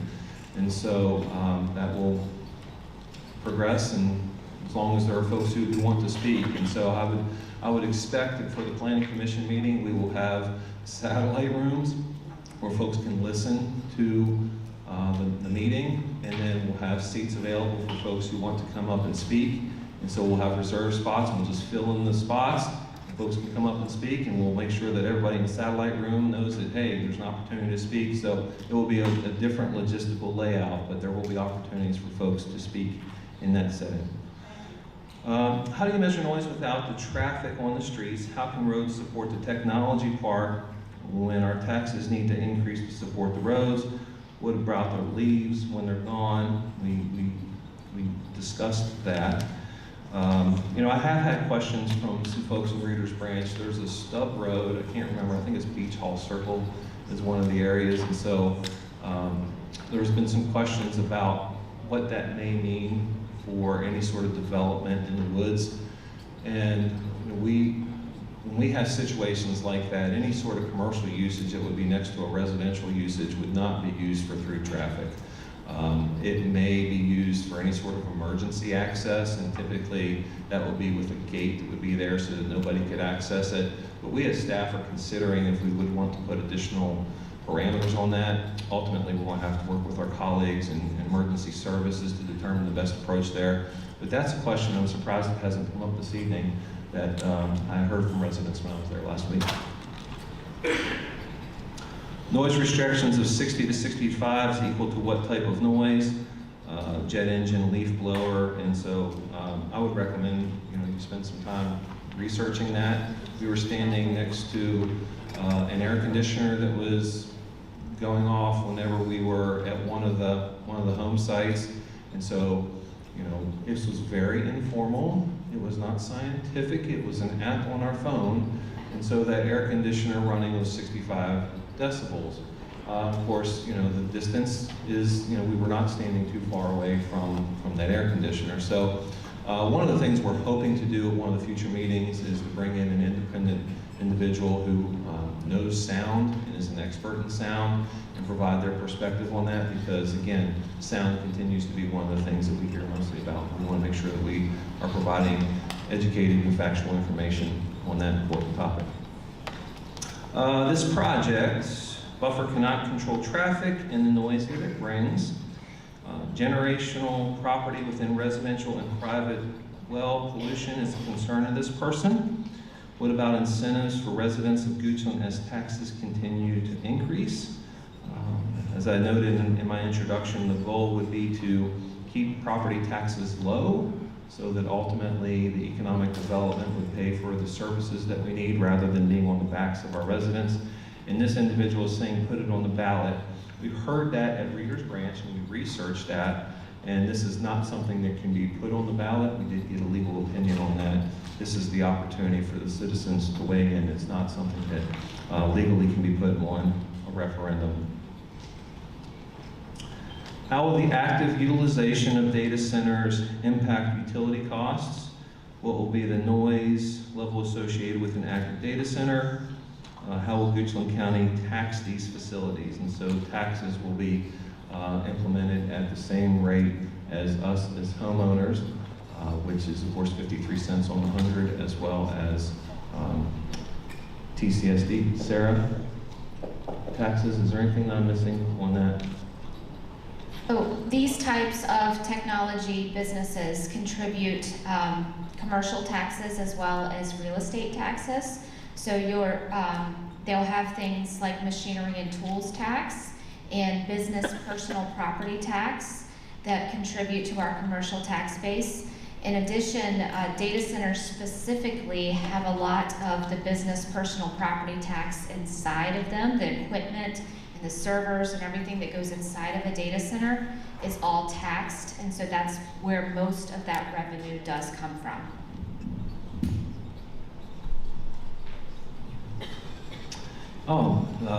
Is this already a done deal? No, it's not a done deal. Do we even have a voice? Yes, you do.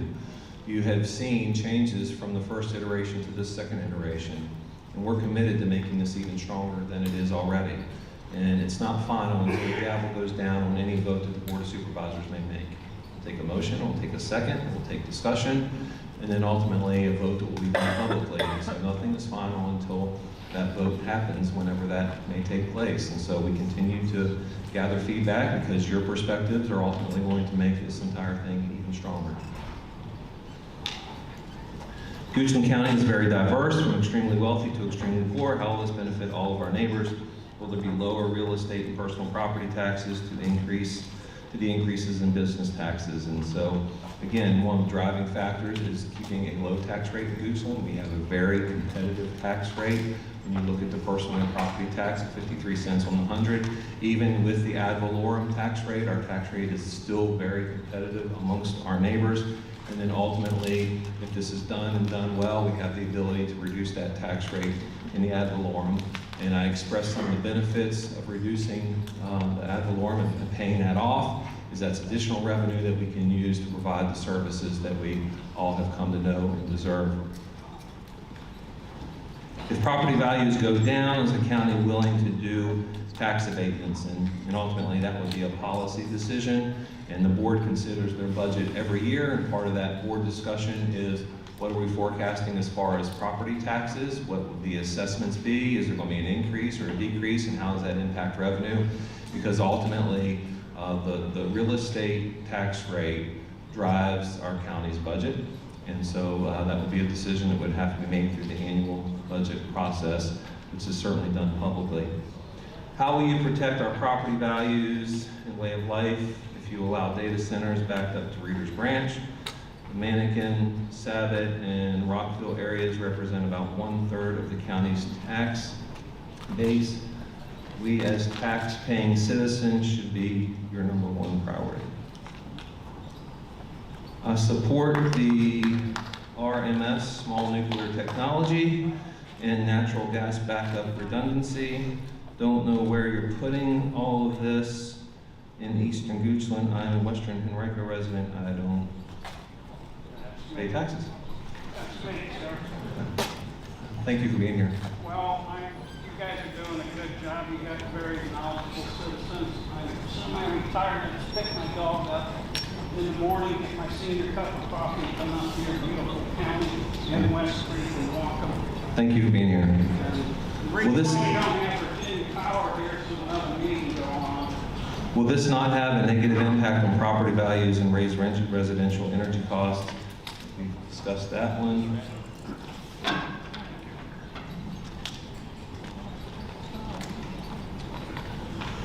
Will the slide presentation be published on the Goochland website? Yes. And given the time of the evening, I do not expect it to be published this evening, but we will do our best to have this published by close of business tomorrow.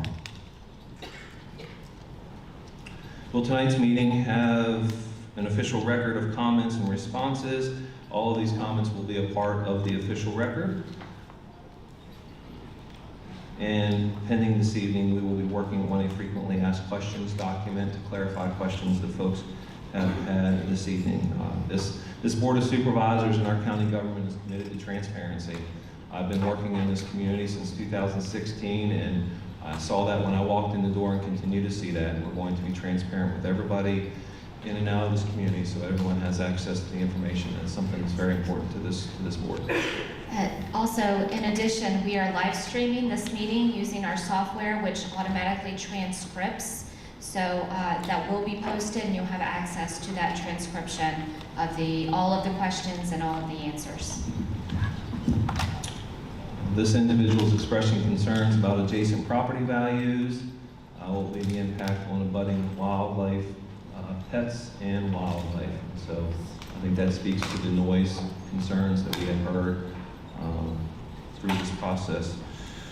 Why was map 10A amended to extend the boundary of the TOD well beyond West Creek in the economic development zone specified in the 2035 comprehensive plan? This land is currently described as suitable for office, retail, or open space, and means the proposed TOD would border Mannequin Village with no buffer. Why is West Creek and TCSD being allowed to creep west? So ultimately, these landowners that were added between version 1 and version 2 made that request. And so, in addition to everything that we have talked about this evening, the board will decide on the map, who's in, who's out, all the parameters, buffers, noise, the things we've discussed ultimately will be a board decision. And so, based on that landowner's request, at this point in time, in this version, it's in, but ultimately the board will make a final decision on that. Why place a data center so close to occupied neighbors and roads when Goochland is such a large county with plenty of space? We addressed that one. Why not use the Motorola property? By right is too low a standard. Can we attract businesses without prostituting ourselves? How much longer will I pay TCSD ad valorem? 85% rural and 70-30 as you boxed in, making for bad decisions. So to the last point, ultimately that's a goal. That's something that previous boards and this board have tried to get to, at 85-15 and 70-30. And so the Motorola property is ultimately in the hands of private landowners, and so that's a decision that they would have to make, but that Motorola property is in the TCSD. Have you had conversations with other counties that have revisited their stance on buy right and data centers? If so, what have you learned? Have you considered solar power alternative to nuclear power or peak power? Large-scale solar arrays and battery storage farms could be located further from residents. Ultimately, yes, solar power could be an accessory use within West Creek as energy generation should someone want to locate a business and use solar power as a supplementary energy generation source. That is certainly within their right. Explain why and how it is that there is no public debate. Also, you said they could go with the lesser requirements if they want. How is that possible? Ultimately, that's a policy decision that is made at this point in time. We're allowing private landowners the choice to determine how they would want to utilize their land, whether they want to be in or out, and ultimately that is their choice as landowners. There is public debate. In addition to tonight, we have Planning Commission, Board of Supervisors meetings, emails, phone calls. All voices are welcome. Will the county consider a data center ban if the citizens ask for it?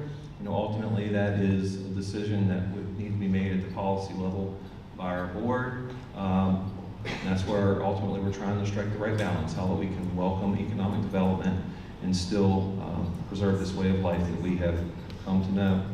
Will the county allow a developer to require an NDA? I oppose public bodies agreeing to such agreements with private companies. The public has a right to know what its representatives are agreeing to. That person's concerned about that topic.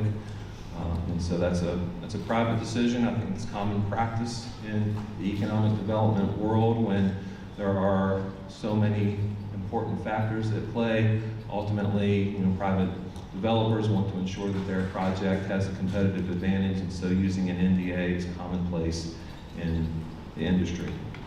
If the property owner opts out of the TOD, what protections will the county give to adjacent homeowners? We've discussed that.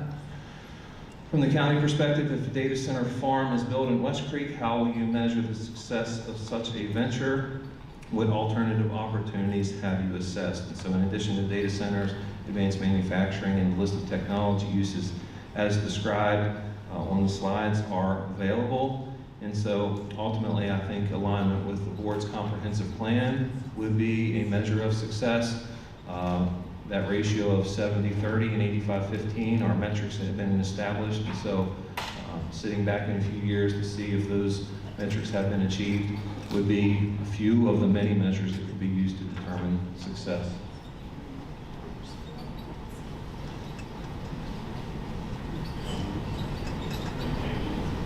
Whatever executive says, you never share it.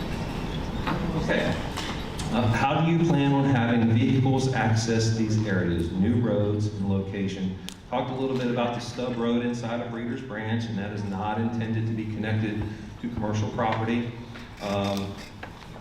We are going to, should we get a project, we would encourage the private developers to use major arterials rather than collector roads and other residential roads, ultimately knowing the traffic has been a concern, it's been addressed in some settings, and so we certainly want to mitigate those impacts to the greatest extent possible. How much representation have we had from the 60% of the county not involved with the TOD? We receive emails and phone calls from everybody across this community.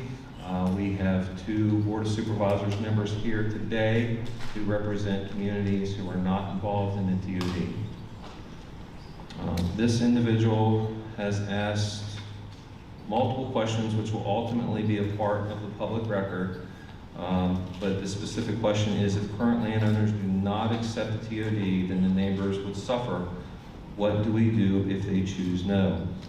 Ultimately, that is a decision made by those private landowners based on the 1987 zoning of what is currently allowed by right. So we're working to incentivize the inclusion in the TOD, ultimately so those private landowners could have access to those incentives and provide greater buffers for all of our residents. That's the intent of this. So we're optimistic that that takes place, but at the end of the day, that is a private decision. We've accomplished a lot tonight. I appreciate your engagement. Thank you for sticking with us tonight. This is not the end. There will be more opportunities for input, feedback, process. Everything will be done publicly. And so hope to see you back on September the 18th at 6 o'clock, where the Planning Commission will have a hearing on this. You have an opportunity to speak at the podium and share your voice in that setting. Please continue to share your thoughts through the online application, and stay tuned with what we're doing on our TOD website. Okay? Thank you all. Drive safely. Have a good night.